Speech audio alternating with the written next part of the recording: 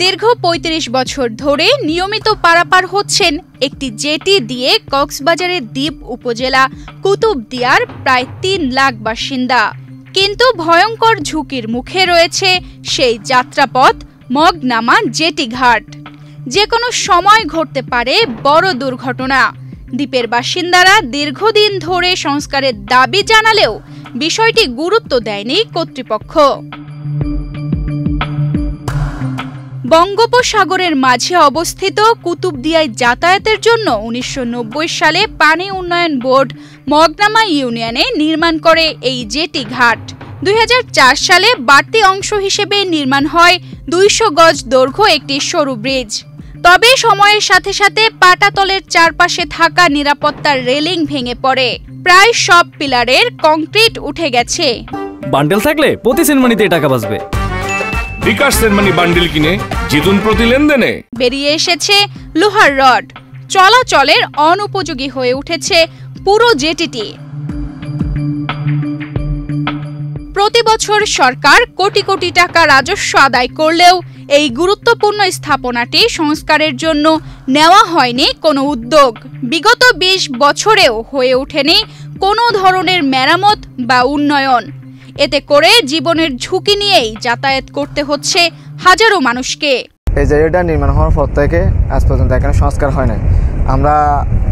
আমরা চাচ্ছি এটা সংস্কার হোক। এটা নিয়ে আমরা অনেক ঝুঁকিপূর্ণ আছি। হয়তো যে কোনো মুহূর্তে এই ঘাটটা ভেঙে যেতে পারে। কুতুবদিয়া মগনামা লঞ্চ ঘাট খুবই গুরুত্বপূর্ণ কুতুবদিয়া এবং পেকুয়ার জন্য। এটা দীর্ঘদিন ধরে সংস্কার না হওয়ায় খুবই জরাজীর্ণ হয়ে আছে। এটা সংস্কার করা খুবই দরকার। প্রতিদিন হাজার হাজার মানুষ চলাচল করছেন এই জেটি দিয়ে, কিন্তু নির্মাণের পর আর কোনো উন্নয়ন হয়নি। দ্রুত বরাদ্দ দিয়ে জেটি সংস্কারের দাবি জানিয়েছেন ইজারাদার নুরুল ইসলাম। বিএনপি সরকারের আমলে সাবেক মন্ত্রী সালাউদ্দিন আহমেদের এই জেটিটা নির্মাণ করেছিল। এরপর থেকে কোনো উন্নয়নের কাজ হয় নাই। প্রতিদিন দৈনিক হাজার হাজার লোক যাতায়াত হচ্ছে। সেই হিসাবে কোনো উন্নয়ন কাজ হয় নাই এবং এই জেটিটা বর্তমানে খুব জরাজীর্ণ অবস্থায়। যে কোনো সময় একটা দুর্ঘটনা ঘটতে পারে। আমি সরকারের কাছে বিনীত আবেদন করছি দ্রুত সময়ের মধ্যে এই জেটিটা যেন সংস্কার করে। পরিস্থিতির গুরুত্ব বুঝে বিষয়টি নজরে এসেছে প্রশাসনের। ঢাকা থেকে একটি পরিদর্শন টিম এসেছে এবং আগামী অর্থ বছরে বড় প্রকল্পের আওতায় এই জেটি মেরামতের পরিকল্পনা করা হচ্ছে বলে জানায় উপজেলা নির্বাহী কর্মকর্তা। পেকুয়া উপজেলার মগনামা জেটি ঘাট যেটি দীর্ঘদিন মেরামত না করার ফলে জরাজীর্ণ অবস্থায় রয়েছে। বিগত 31শে মে জেলা প্রশাসক মহোদয় এটি পরিদর্শন করেন। আমি একটু বলে রাখি, এর পূর্বে বিগত ৫-৬টি উন্নয়ন সমন্বয় সভায় আমি বিষয়টি উপস্থাপন করি এবং বারবার বলার ফলে স্যার আরেকটা প্রোগ্রামে আসছিলেন।